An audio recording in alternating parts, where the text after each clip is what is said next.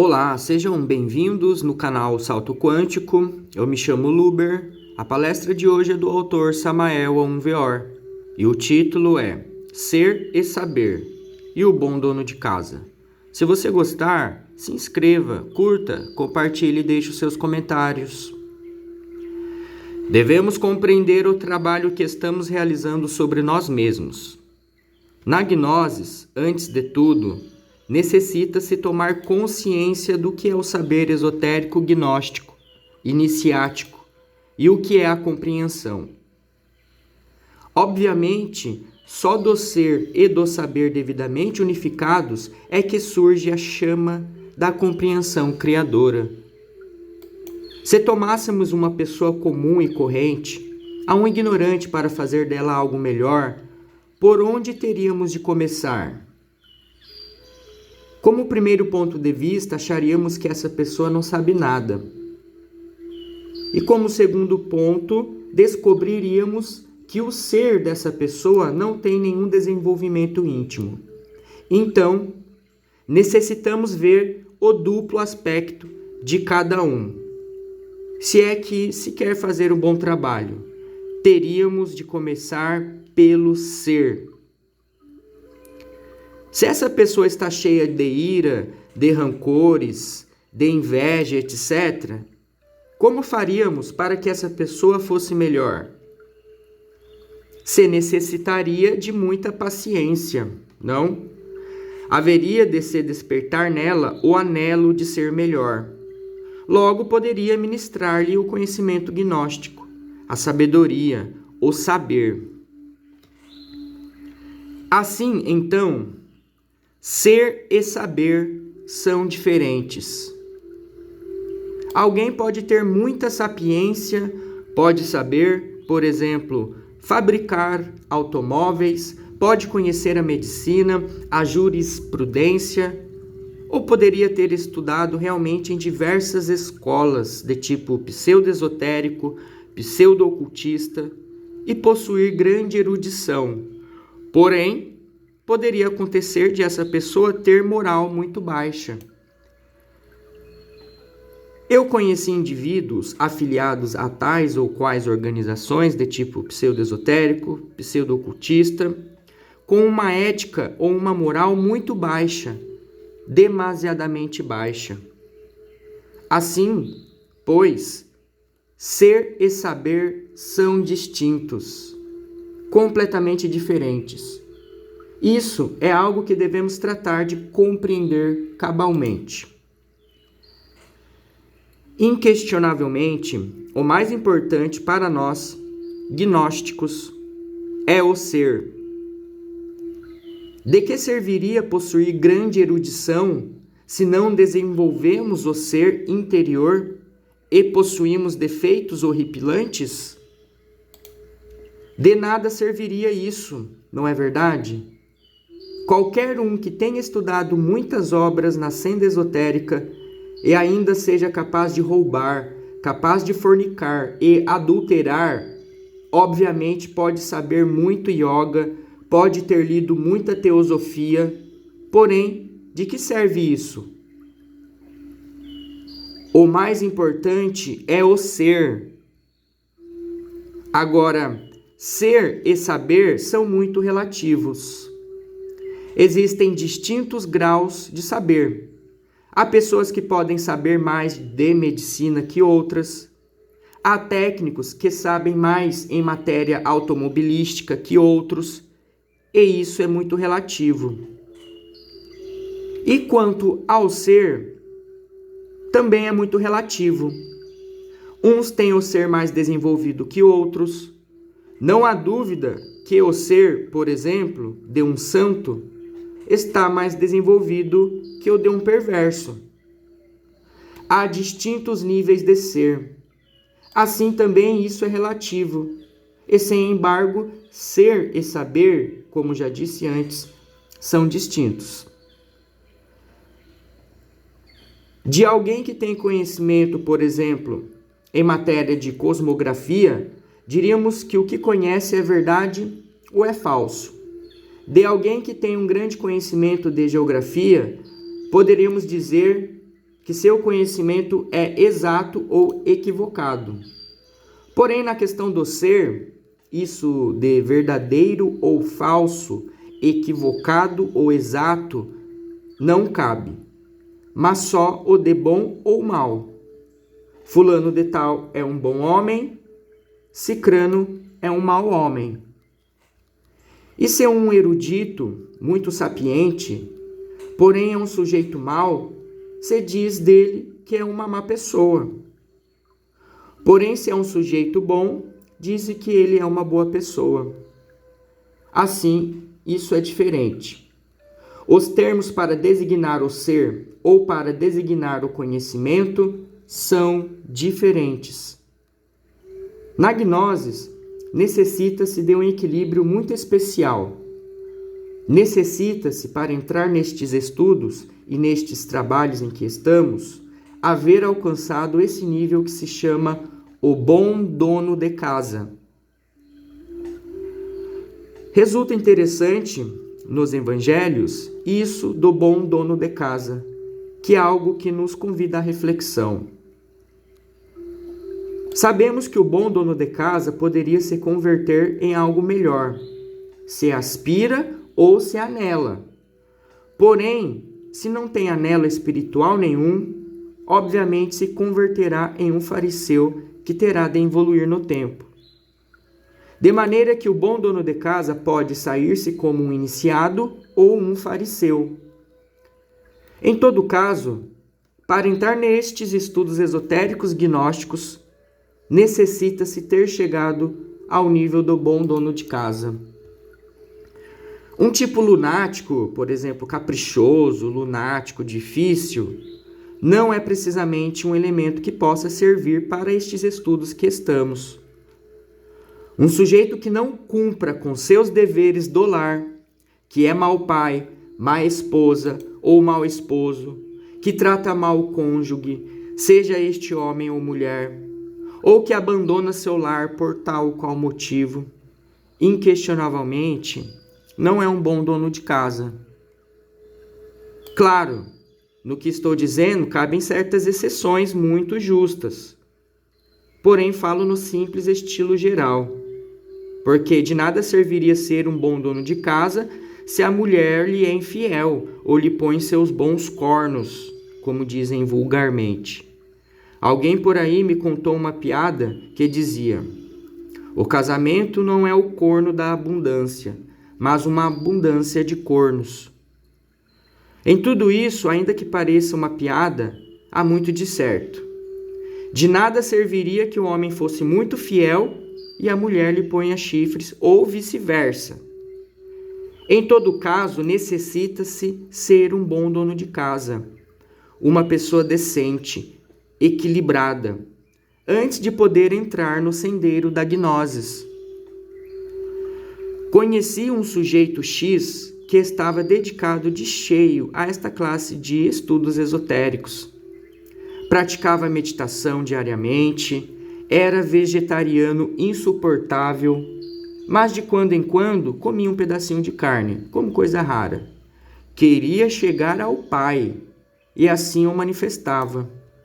Quando conheceu o grande arcano, porque nós divulgamos esses ensinamentos, interessou-se muito pelo tantrismo. E desde o princípio praticou. Trabalhou com sua esposa sacerdotisa na nona esfera. Depois, trabalhava com tantas mulheres que se apresentavam no caminho. Como não estou citando nomes nem sobrenomes, não estou murmurando sobre ninguém.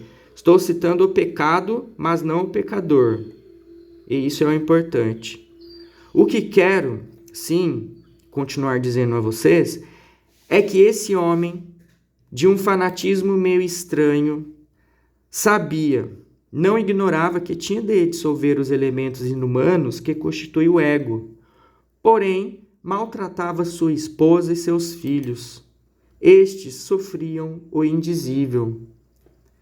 Esse, entre aspas, bom homem era milionário, imensamente rico. Mas, desafortunadamente, em sua casa reinava certa miséria. A infeliz mulher não tinha sequer uma moeda disponível para vestimenta. Porém, ele tinha desejos de chegar ao Pai. Defendia o amor como base de tudo o que é, foi e será. Porém, era cruel com seus filhos, horrivelmente. Em certa ocasião, comprei 2 passarinhos de um vendedor de aves que passava perto. Ele os ofereceu e eu os comprei. Não os comprei com a intenção de mantê-los encerrados toda a vida em suas gaiolas. Não. Eu os comprei com a intenção de ensiná-los a voar, porque já haviam perdido essa habilidade. E depois que já aprendessem, iriam pô-los em liberdade.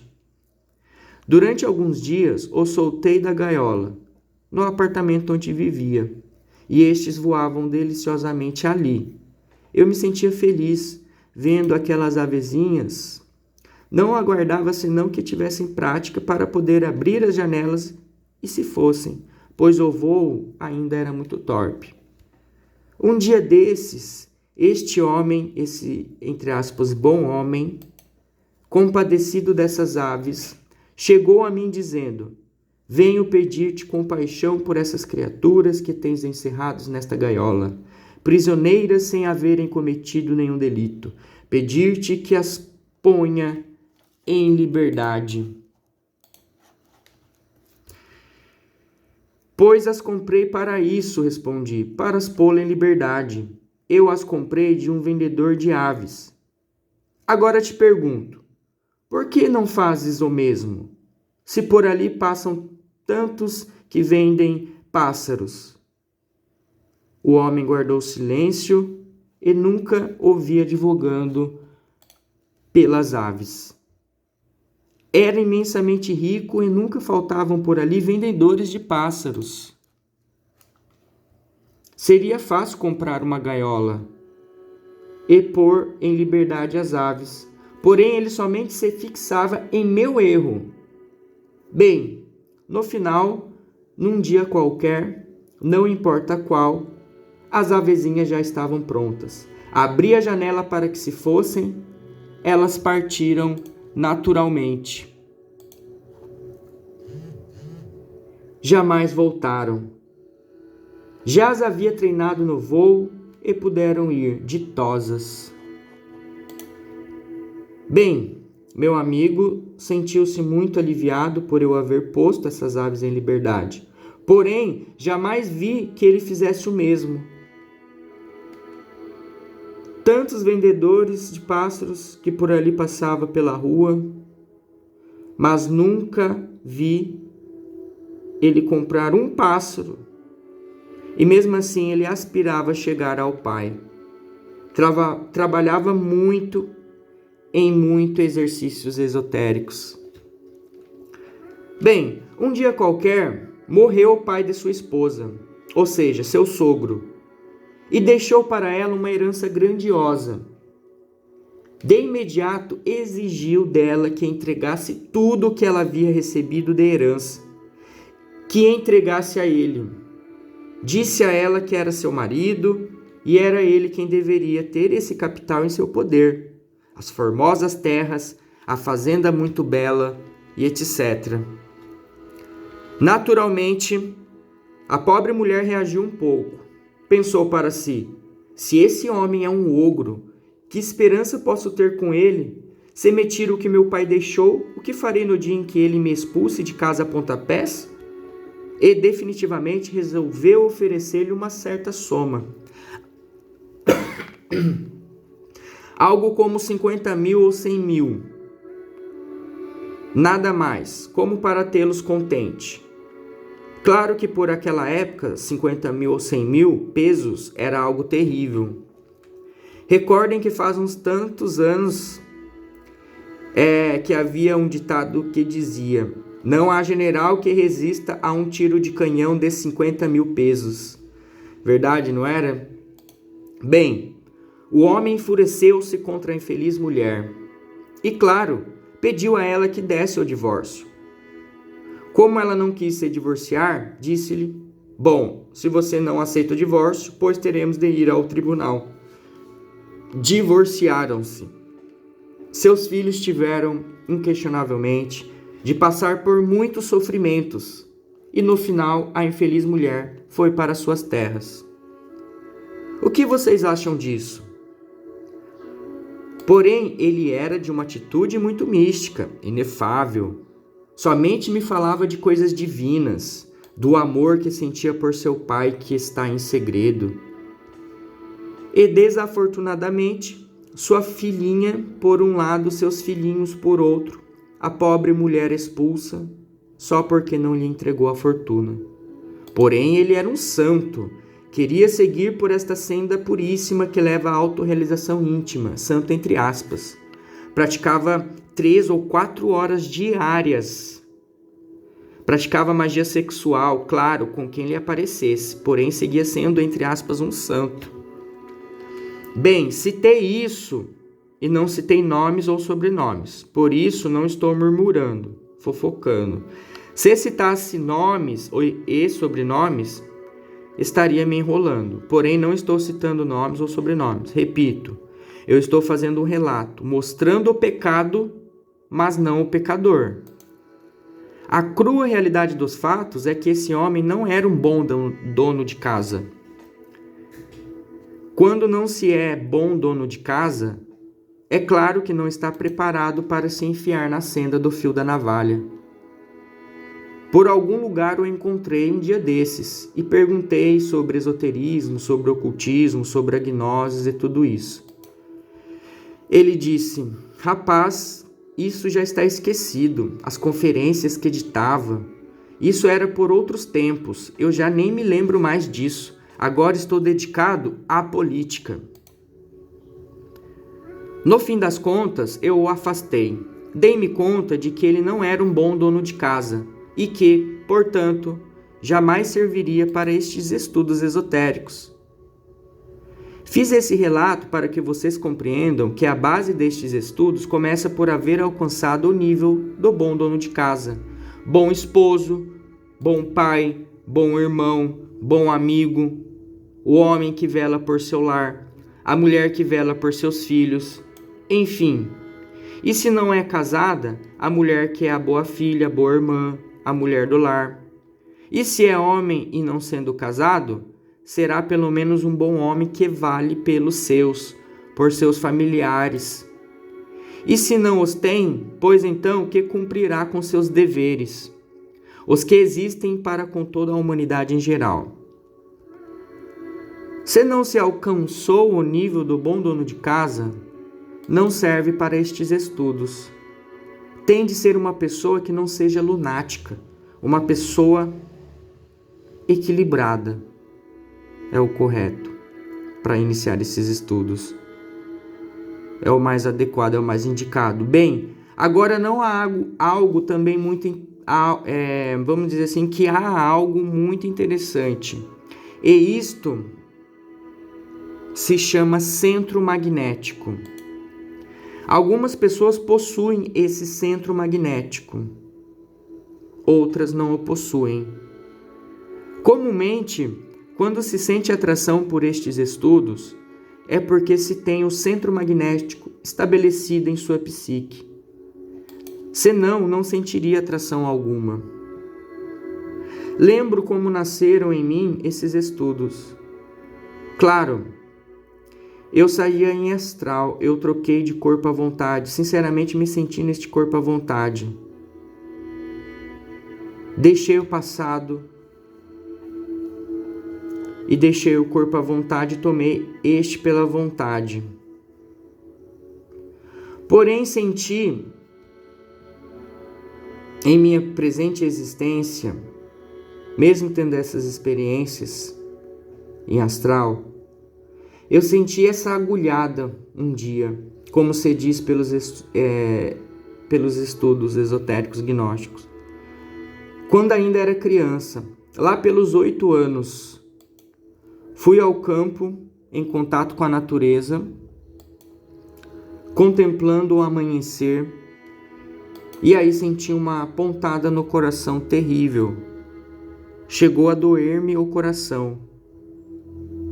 Neste instante senti um anelo pelas coisas divinas eu vi a mim mesmo, completo. Nesses instantes, por um instante, parece como se visse a si mesmo. E neste caso tem-se esse centro de consciência. Se vocês alguma vez sentiram essa pontada, saberão o que lhes estou dizendo. De modo que é muito importante isso de ter um centro magnético formado. Porque graças a isso é que as pessoas vêm a estes estudos. Sim, meus queridos irmãos, o que queremos é, antes de tudo, chegar à unidade da vida, livre em seu movimento.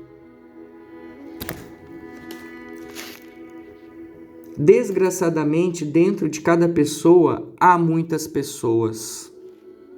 Não gozamos de uma verdadeira individualidade sagrada. Porém, em certos momentos de suprema dor, sentimos que no fundo temos uma individualidade sagrada. O que queremos é alcançar a unidade da vida. Integramo-nos, convertemo-nos em indivíduos sagrados. E isso é possível trabalhando sobre nós mesmos, eliminando nossos próprios erros psicológicos. Se o conseguirmos, nos converteremos em indivíduos sagrados. A diferença entre pessoas e pessoas está nos distintos níveis de ser.